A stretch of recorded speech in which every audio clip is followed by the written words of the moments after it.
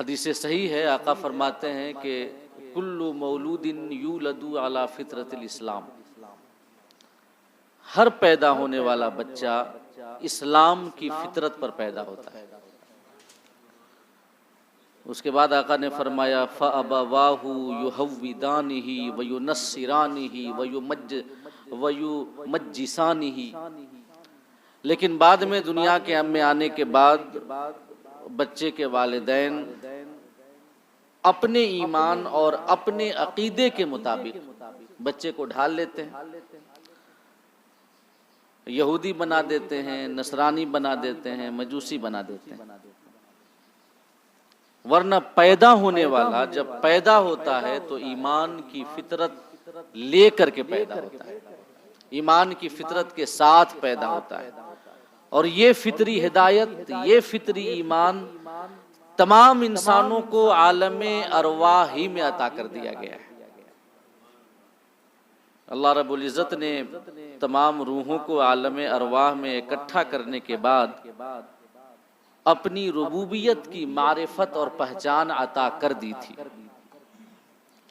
اللہ پاک کا ارشاد ہے وَإِذْ أَخَذَ مِن بَنِي آدَمَ مِن ظُهُورِهِمْ ذُرِّيَّتَهُمْ وَأَشْهَدَهُمْ عَلَىٰ أَنفُسِهِمْ أَلَسْتُ بِرَبِّكُمْ قَالُوا بَلَىٰ او کما قال اللہ تعالی۔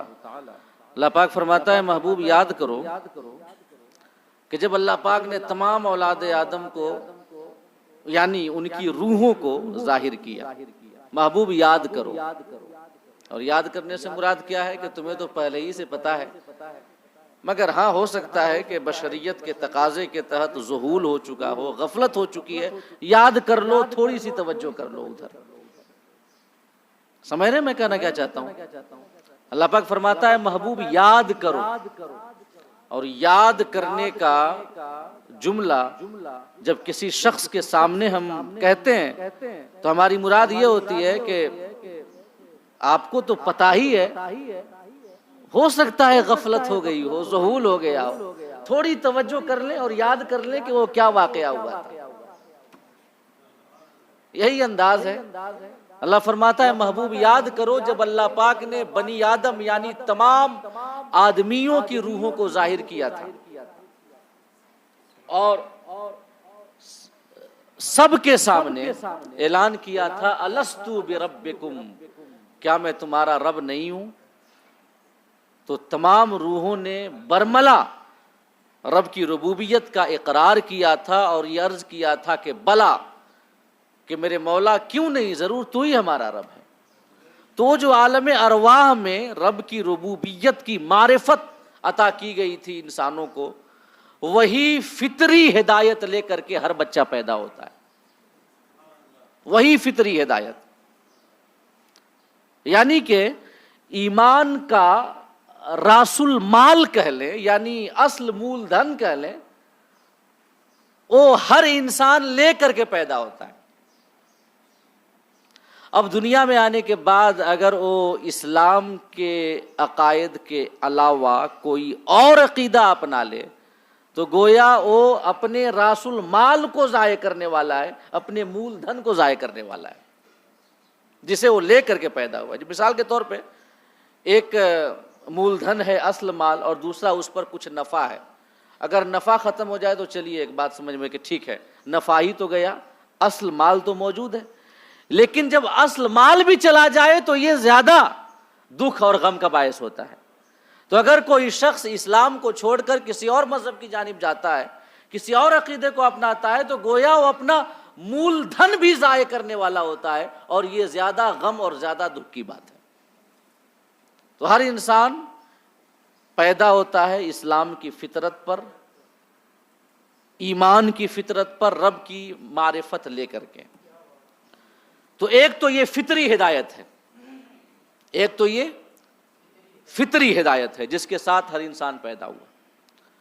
فطری ہدایت کے ساتھ ساتھ اللہ رب العزت نے ہر انسان کو عقل بھی عطا کی ہے، اور عقل میں تمیز کی صلاحیت رکھی ہے، سمجھ بوجھ کی صلاحیت رکھی ہے کہ اگر کسی کے پاس عقل سلیم ہو اور اگر یہ کائنات اور اس کے مظاہر اور مناظر کو دیکھے کوئی شخص اپنی عقل سلیم کا استعمال کرتے ہوئے، تو اس وقت جو اس کی سوچ ہوگی اسلام کے خطوط کے مطابق ہوگی۔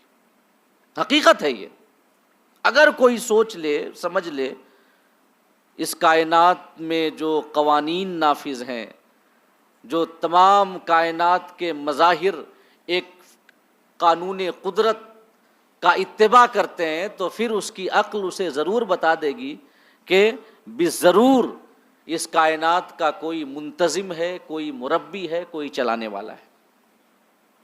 یہ سب اپنے آپ سے ایسے ہی خود سے نہیں ہو رہا ہے، اور جب ایک سوئی خود سے نہیں بن سکتی تو اتنا بڑا یونیورس اور اتنی بڑی کائنات کیسے بن سکتی ہے؟ جب ایک گھر کا نظام بغیر چلانے والے کے نہیں چل سکتا، تو اتنے بڑے کائنات کا نظام بغیر چلانے والے کے کیسے چل سکتا ہے کہ نہیں ہے؟ اور ایتھیسٹ جو ہیں، جو دہریاں جن کو کہہ لیں، ناستک کہہ لیں، ملحد کہہ لیں، جو کسی دین کو فالو نہیں کرتے، ان کی سوچ یہ ہوتی ہے کہ نہیں، یہ فزکس کے قوانین کے تحت یہ تمام کائنات کا نظام چل رہا ہے۔ تو اس حوالے سے ایک بات میں اکثر کہا کرتا ہوں کہ سائنس ہمیں اخیر تک، جہاں تک بھی لے کر ہمیں جائے، تو کسی نہ کسی سبب تک لے کر کے ہمیں سائنس جاتی ہے کہ یہ اس وجہ سے ہو رہا ہے، یہ اس وجہ سے ہو رہا ہے، یعنی کہ آگے بڑھتے جائیں ایک نہ ایک سبب تک آپ پہنچیں گے۔ لیکن ایک منزل ایسی ضرور آئے گی کہ وہاں پر جا کر کے سائنس بھی اپنے گھٹنے ٹیک دیتی ہے اور پھر اسے قدرت کے حوالے کر دیتی ہے، کہ جیسے ایک سبب تک اگر سائنس پہنچی، یہ بڑھتے بڑھتے بڑھتے بڑھتے کہ یہ اس وجہ سے، یہ اس وجہ سے، یہ اس وجہ سے، آخر میں جس سبب تک پہنچی، اگر اس کے بارے میں سوال کر دیا جائے کہ یہ کس سبب سے ہے، جو آخری سبب ہے یہ کس وجہ سے ہے، تو اس وقت سائنس کو کچھ سمجھ میں نہیں آتا۔ لیکن مذہب اسلام کی خوبصورتی یہ ہے کہ ہمیں سبب تک پہنچانے کے ساتھ ساتھ یہ مسبب تک ہمیں پہنچاتا ہے، کہ جو سبب کا پیدا کرنے والا ہے اس تک ہماری رہنمائی اسلام کرتا ہے۔ تو یہ عقل ہے ہدایت حاصل کرنے کا دوسرا ذریعہ۔ اس کے بعد اللہ رب العزت نے یہیں پر بس نہیں کیا، فطری ہدایت پہلے، عقل دوسرے نمبر پہ، پھر اس کے بعد اللہ رب العزت نے انبیاء کرام اور رسولان اعظام کا ایک سلسلہ قائم کیا۔ ہر زمانے میں جب جب فتنہ اور فساد پھیلا، کفر و شرک نے اپنے پاؤں پسارے، باطل نے حق کو دبانے کی کوشش کی، تو اللہ رب العزت نے کسی نہ کسی نبی کو مبعوث کیا، کسی نہ کسی رسول کو بھیجا۔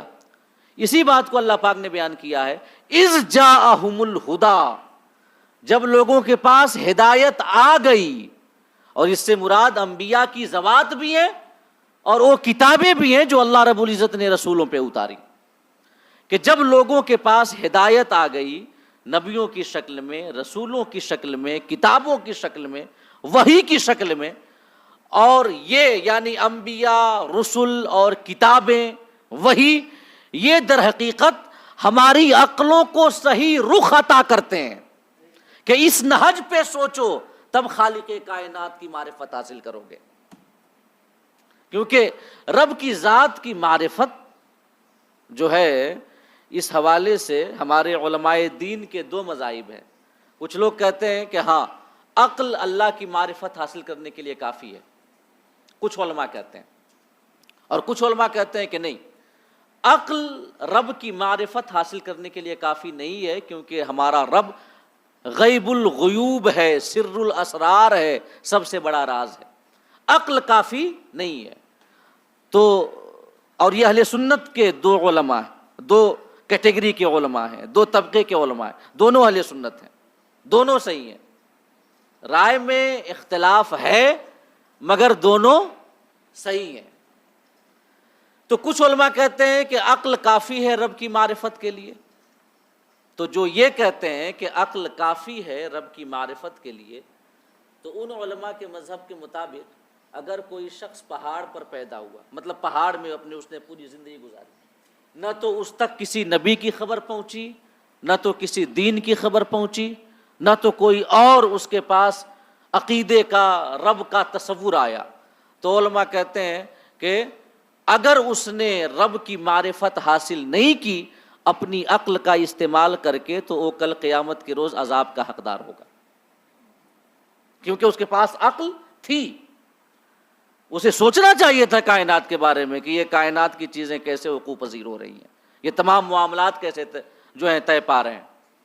مگر جو علماء یہ کہتے ہیں کہ نہیں، عقل کافی نہیں ہے، عقل کافی نہیں ہے، اور یہی زیادہ صحیح ہے کہ عقل رب کی معرفت کے لیے کافی نہیں ہے، تو جو علماء یہ کہتے ہیں تو ان کا کہنا ہے کہ نہیں، اگر کوئی شخص پہاڑوں میں اپنی زندگی گزارا اور اس تک کوئی خبر نہیں پہنچی کسی نبی کی، کسی رسول کی، کسی دین کی، تو پھر ایسا شخص کل قیامت کے روز عذاب کا حقدار نہیں ہوگا، کیونکہ محض عقل کافی نہیں تھی۔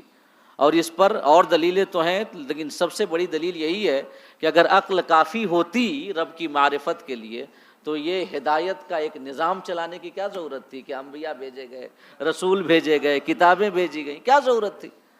اللہ رب العزت نے فطری ہدایت کے حوالے نہیں کیا ہے ہمیں کہ ہاں عالم ارواح میں بتا دیا، اب کیا ضرورت ہے بتانے کی؟ اس لیے کہ فطری ہدایت کو جاننے کے لیے صرف یہ حسی آنکھیں اور حسی دماغ کافی نہیں ہے، بلکہ اس کے لیے دل کی آنکھ کا کھلنا ضروری ہے، تب جا کر کے وہ عالم ارواح کی ہدایت یاد آئے گی کہ ہاں اس روز ہم لوگوں نے اقرار کیا تھا۔ حضرت ابوبکر صدیق رضی اللہ تعالی عنہ سے ایک بار آقا نے پوچھا کہ ابو بکر بتاؤ تو، عالم ارواح میں جو تم نے رب کی ربوبیت کا اقرار کیا تھا بلا کہہ کے، کیا تمہیں یاد ہے اس کے بارے میں؟ کہا ہاں یا رسول اللہ، یاد ہے، اور یہ بھی یاد ہے کہ جب اللہ رب العزت نے اپنی ربوبیت کا اعلان کیا تھا تو سب سے پہلے بلا آپ نے کہا تھا، یہ بھی یاد ہے۔ یعنی وہاں بھی آسی پاس تھے، پوری دنیا جیسے یہ ظاہری زندگی میں جیسے ساتھ ساتھ رہے، سفر میں، حضر میں، یار غار میں، آپ کی یار غار رہے، اور سب سے بڑا جو حضرت ابوبکر صدیق رضی اللہ تعالی عنہ کی خدمت ہے وہ سفر ہجرت میں آقا کا ساتھ دینا۔ تو جیسے دنیا میں ظاہری زندگی میں ساتھ ساتھ رہے، سمجھ میں آتا ہے اس سے کہ حضرت ابوبکر نے کہا کہ یا رسول اللہ، ہمیں یاد ہے کہ جب ہم نے رب کی ربوبیت کا اقرار کیا تھا، اور یہ بھی یاد ہے کہ سب سے پہلے آپ نے بلا کہا تھا، اور سب سے پہلے آپ نے رب کی ربوبیت کا اقرار کیا تھا۔ تو اسی یہ بات سمجھ میں آتی ہے کہ وہاں عالم ارواح میں بھی ساتھ ہی ساتھ تھے۔ تو اگر دل کی آنکھ کھل جائے تو وہ فطری ہدایت سمجھ میں آتی ہے، ایسے سمجھ میں نہیں آتی۔ اللہ نے ہمیں ایمان کے لیے، رب کی ربوبیت کی معرفت کے لیے فطری ہدایت کے حوالے نہیں کیا ہے، عقل کے حوالے بھی نہیں کیا ہے خالی، کیونکہ عقل تو ٹھوکر بھی کھا جاتی ہے، عقل کے حوالے بھی نہیں کیا، بلکہ نبی بھیجے، رسول بھیجے، نبیوں کی تعلیمات کے مطابق اگر اپنی عقل کا استعمال کیا جائے تو اس وقت عقل ہماری رہنمائی کرتی ہے، ورنہ اگر نبیوں کی تعلیمات کو چھوڑ کر کے عقل کے گھوڑے دوڑائے جائیں تو یہ گھوڑا کس کس وادی میں جا کے بھٹکے گا، کہاں کہاں گرائے گا، اور کون کون سے برے عقیدے ہمارے ذہن و دماغ میں بٹھائے گا، ہم اس کا تصور بھی نہیں کر سکتے۔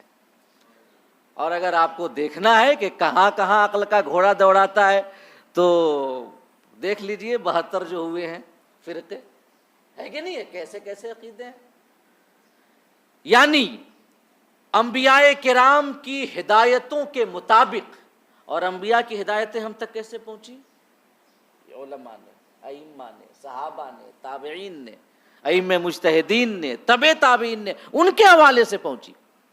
اسی وجہ سے کہا جاتا ہے کہ قرآن کو اس طریقے پہ سمجھنا چاہیے جس طریقے پہ سلف نے سمجھا ہے، اور سلف سے مراد ہمارے ائمہ اور علماء جو گزر گئے، جنہوں نے دن رات دین کے علم کی خدمت کی اور قرآن کے سمندر سے علم اور ہدایت کے موتی نکال کر کے ہمارے سامنے رکھے، ہمارا کام آسان کر دیا۔ اسی طریقے پہ سمجھنا چاہیے، خالی اپنی عقل کا استعمال کر کے اگر قرآن و حدیث کو سمجھنے کی کوشش کریں گے تو فرقوں میں بڑھ جائیں گے۔ یہ عقل ہمیں نہ جانے کہاں کہاں پریشان کرے گی، ہم بس ایک سمجھ سکتے ہیں ان 72 فرقوں کی حالتوں کا جائزہ لے کر کے اور ان کے عقائد پر ایک سرسری نگاہ ڈال کر کے. تو ہدایت ضروری ہے، آسمانی ہدایت. آسمانی ہدایت انبیاء کی شکل میں آئی، رسولوں کی شکل میں آئی، کتابوں کی شکل میں آئی. تو فرمایا کہ جب لوگوں کے پاس ہم نے ہدایت بھیج دی، اس کے بعد انہیں کس چیز نے روکا ایمان لانے سے؟ اللہ فرماتا ہے وَمَا مَنَعَ النَّاسَ أَن يُؤْمِنُوا، لوگوں کو کس چیز نے روکا؟ ہمارے آخری پیغمبر اے مکہ والو تمہارے سامنے موجود ہیں، ان کی پوری زندگی تمہارے سامنے موجود ہے، 40 سالہ بعثت سے پہلے کا کردار تمہارے سامنے موجود ہے، ان کے اخلاق کو تم نے دیکھا ہے، ان کا کردار دیکھا ہے، سفر و حضر دیکھا ہے، ان کی جو ہے خاندانی زندگی، معاشرتی زندگی، سیاسی زندگی، معاشی زندگی، سب تمہارے سامنے کھلی کتاب کی طرح ہے. اس سے یہ بالکل روزے روشن کی طرح واضح ہو چکا ہے کہ انہیں ہم نے بھیجا ہے، اور یہ جو قرآن کی آیتیں سنا رہے ہیں وہ ہمارا کلام ہے. اس کے باوجود تمہیں کون سی چیز جو ہے ایمان لانے سے روکتی ہے؟ کیوں تم ایمان نہیں لاتے؟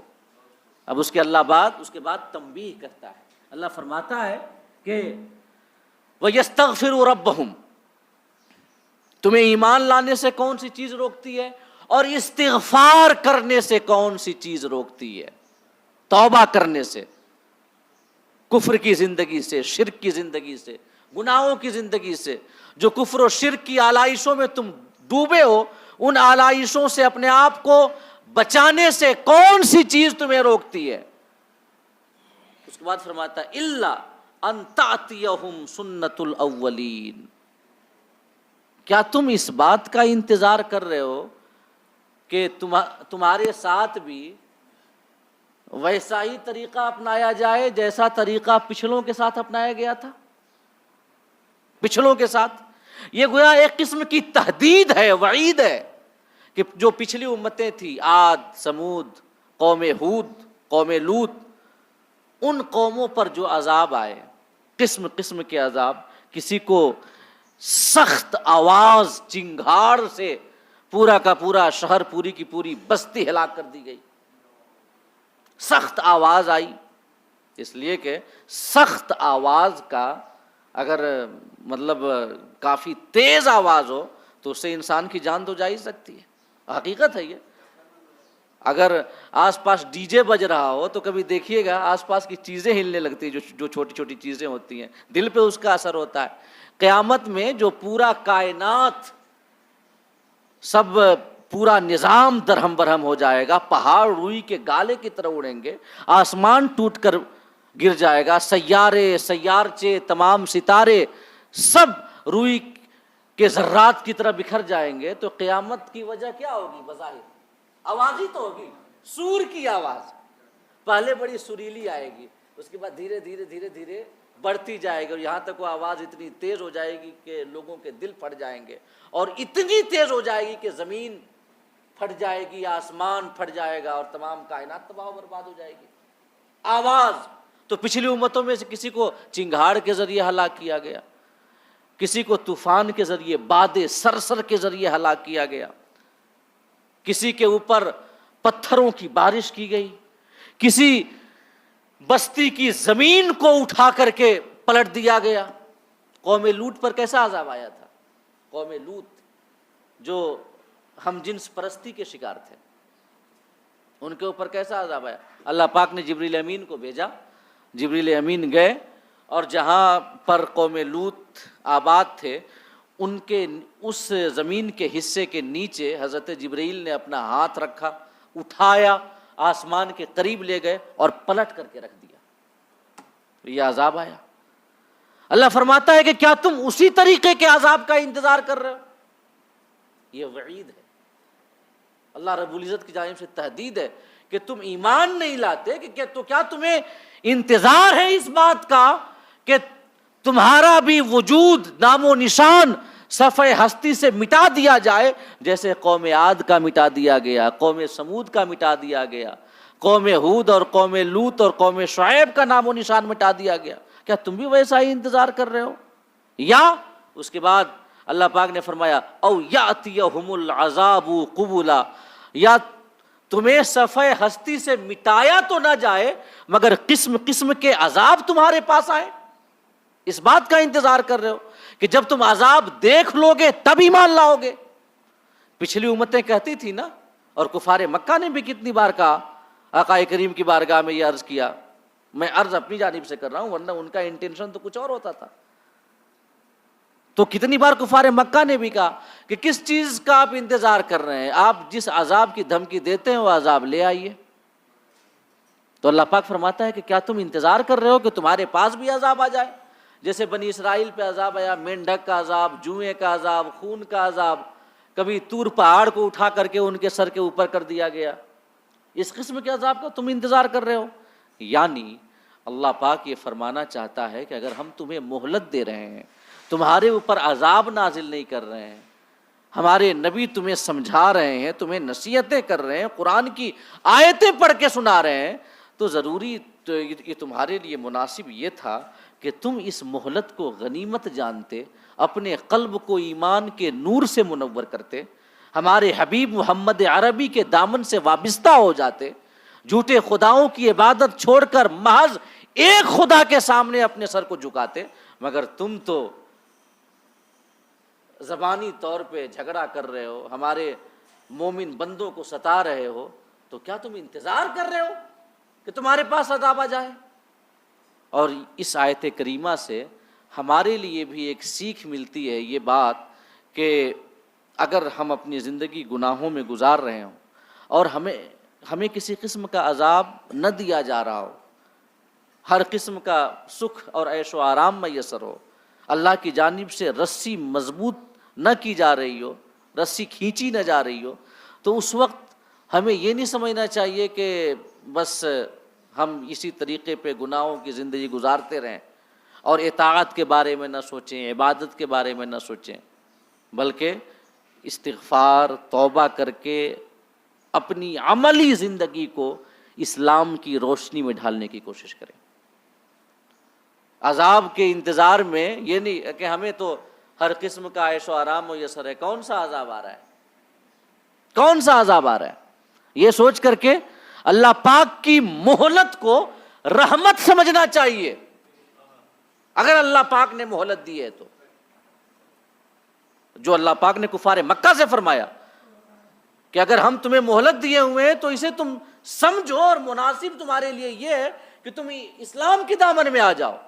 تو ہمارے لیے بھی یہ سبق ہے کہ ہم گناہوں کی زندگی کو چھوڑیں اور اس مہلت کو اپنے لیے استعمال کریں. ایسا نہ ہو کہ بغیر توبہ کیے ہم گناہوں کی زندگی گزارتے رہیں اور کبھی اچانک ملک الموت ہمارے پاس آ جائیں تو نہ ہمیں توبہ کرنے کی توفیق ملے، نہ اپنی عملی زندگی کو بہتر بنانے کی توفیق ملے، اور پھر اسی حال میں ہماری روح قبض کر لی جائے. اور یاد رکھیے گا، بدعملی کی جو سزائیں ہیں وہ تو ہیں، لیکن بدعملی کی سب سے بڑی سزا کیا ہے معلوم ہے؟ بدعملی کی سب سے بڑی سزا یہ ہے کہ ہو سکتا ہے کہ اخیر وقت میں کلمہ نصیب نہ ہو، ایمان نصیب نہ ہو. یہ بدعملی کی سب سے بڑی سزا ہے. اور اگر وہ نصیب نہیں ہوا، آخر وقت میں ایمان ختم، تو پھر تو جو آنے والی اخروی زندگی ہے وہ تو ہمیشگی کی زندگی عذاب میں گزارنی. اور ایک اور بات اس حوالے سے میں عرض کر دوں کہ ایک تو یہ سب سے بڑا عذاب ہے، اگر استغفار اور توبہ کے بعد اگر اپنی اصلاح ہم نہ کریں تو سب سے بڑا عذاب تو یہ کہ ہو سکتا ہے اخیر وقت میں اللہ پاک تمام مومنین کو اس بات سے محفوظ رکھے، اس عذاب سے محفوظ رکھے، اور سب کا خاتمہ ایمان پر فرمائے، کیونکہ یہ سب سے بڑی دولت ہے.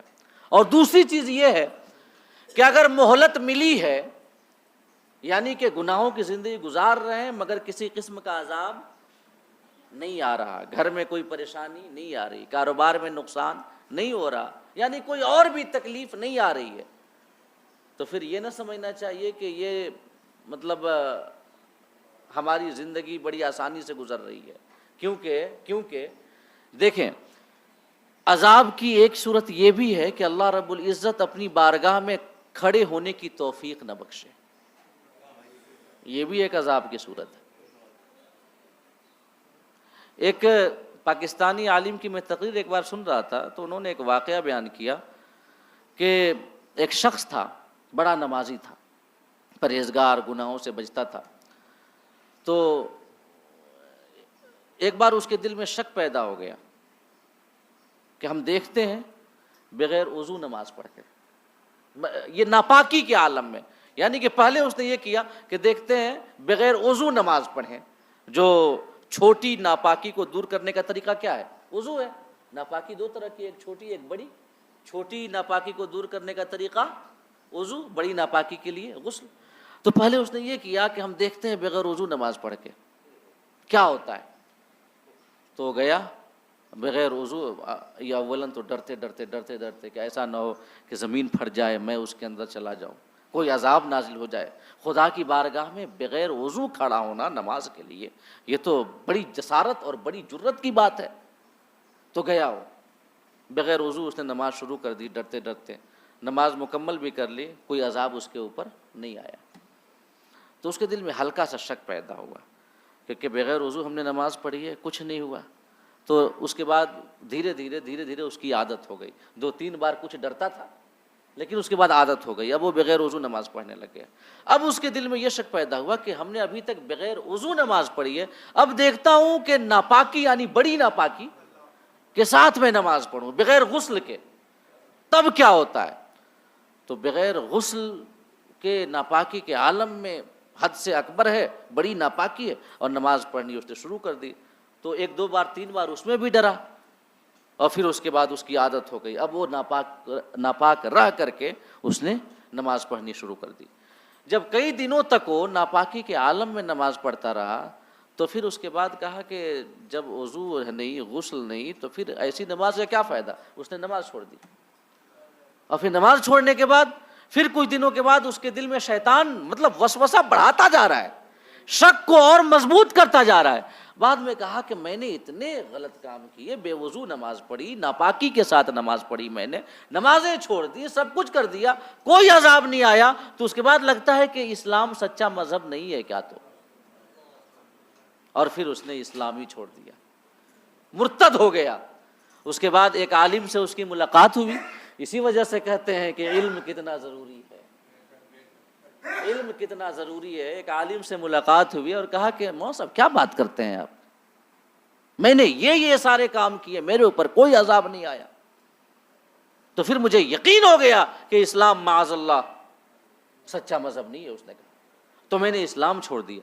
تو اس عالم نے اس سے ارشاد فرمایا کہ تمہیں پتہ نہیں کہ اللہ رب العزت نے تمہیں کتنے بڑے عذاب میں مبتلا کر دیا، تمہیں خبر بھی نہ ہوئی، تمہیں احساس تک نہ ہوا، تم سے اپنا دین چھین لیا، ایمان چھین لیا، تمہارا عقیدہ حق کا ختم کر دیا، اس سے بڑا عذاب اور کیا ہو سکتا ہے۔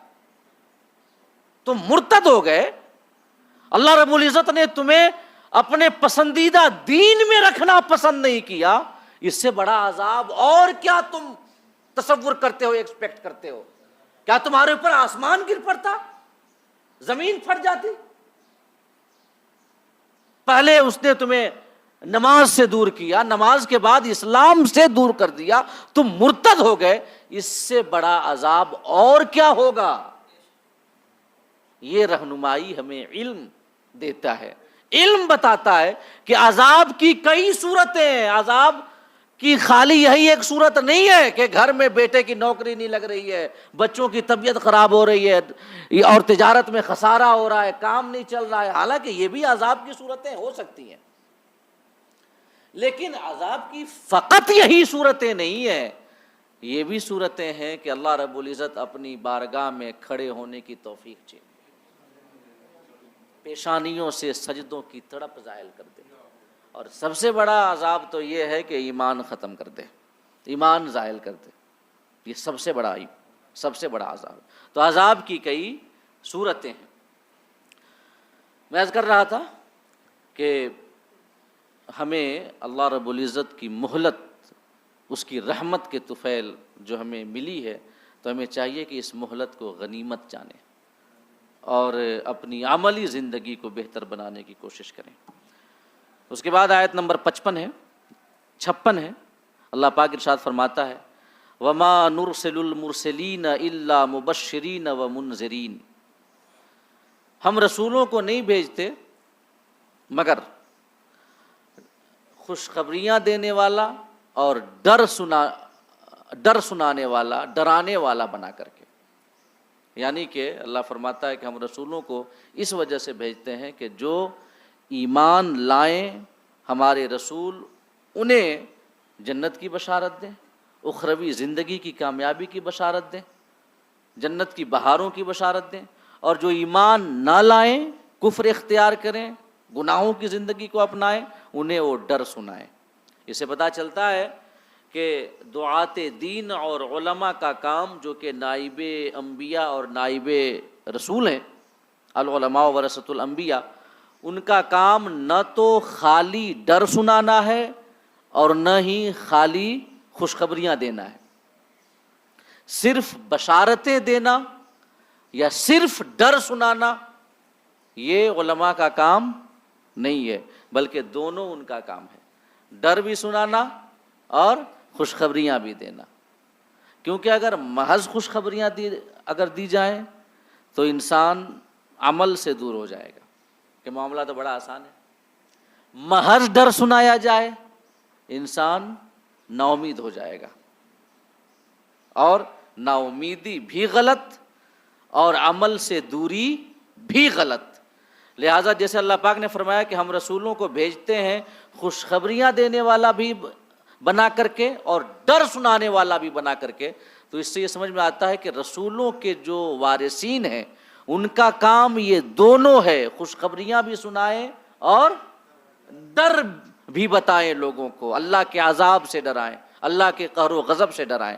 جب یہ دونوں ذمہ داریاں علماء کی ہیں، اب حکمت کہ کہاں خوشخبری سنانا زیادہ یہ مناسب ہے، کہاں ڈرانا زیادہ مناسب ہے، اس حکمت کا استعمال کر کے کہیں پر بشارتیں دی جائیں، کہیں پر ڈرایا جائے.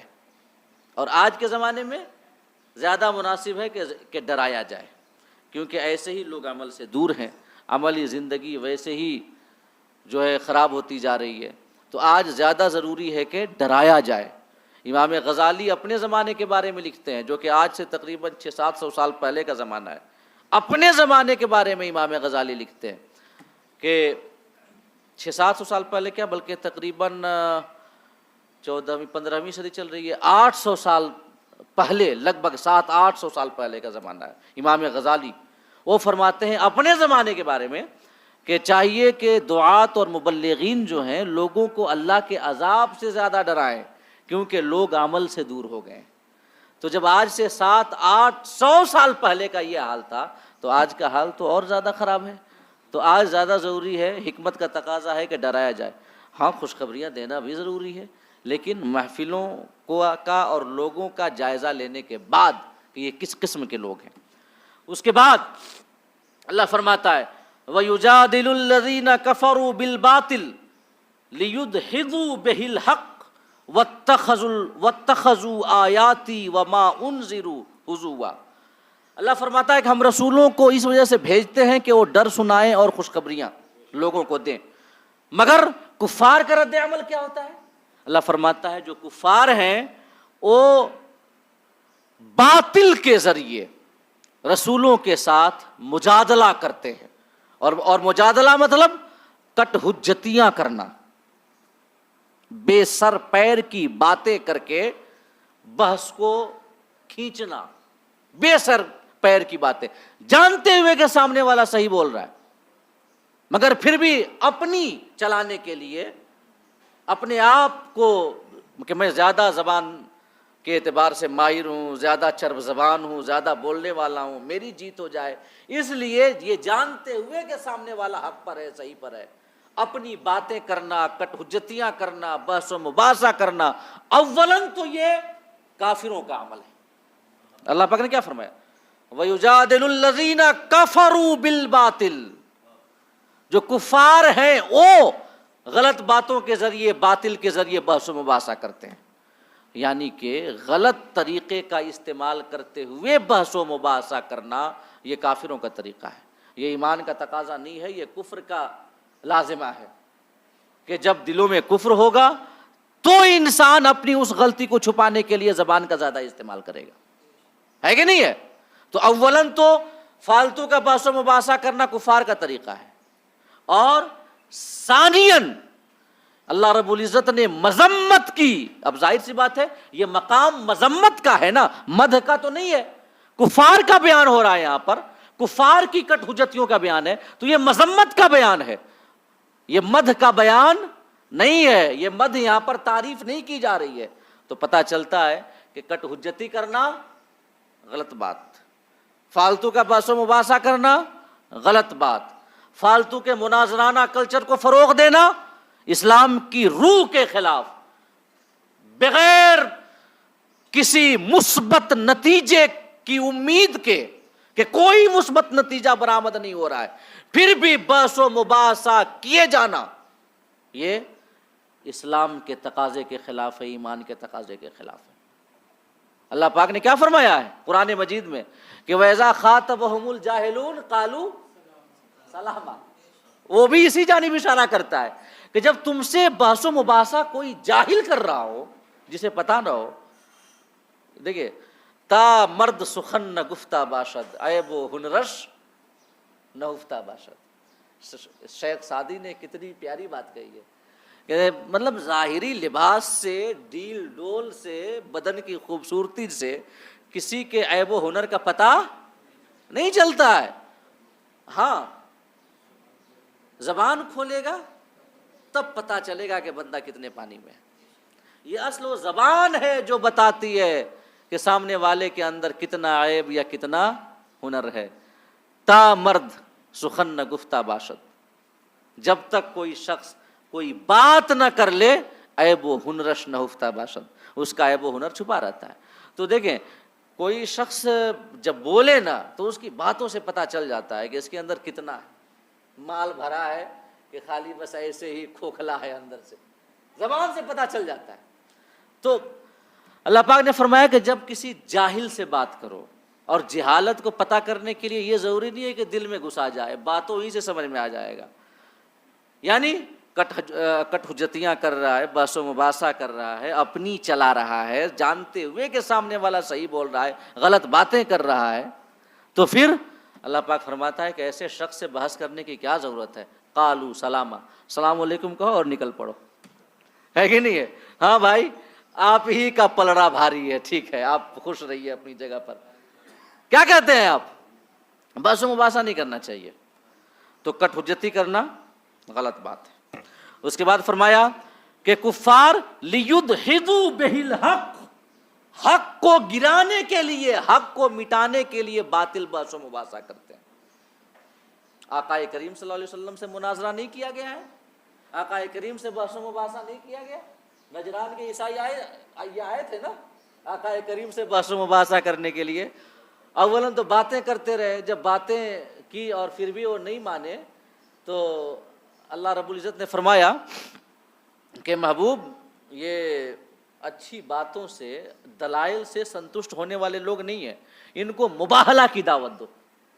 اور مباہلہ کیا ہے کہ اسلام کے مطابق مباہلہ یہ ہے کہ دونوں فریق جمع ہو جائیں اور ایک دوسرے کو بد دعائیں کریں کہ اگر میں حق پر، اگر میں غلط ہوں تم صحیح ہو تو اللہ رب العزت مجھ پر اپنا عذاب اتارے، اور اگر تم صحیح ہو میں غلط ہوں، اگر تم غلط ہو میں صحیح ہوں تو اللہ پاک تمہارے اوپر اپنا عذاب نازل فرمائے۔ یہ ہے مباہلہ۔ آگ جلا کر کے کودنا مباہلہ نہیں ہے، یہ سب اسٹنٹ بازیاں ہیں، سمجھ گئے؟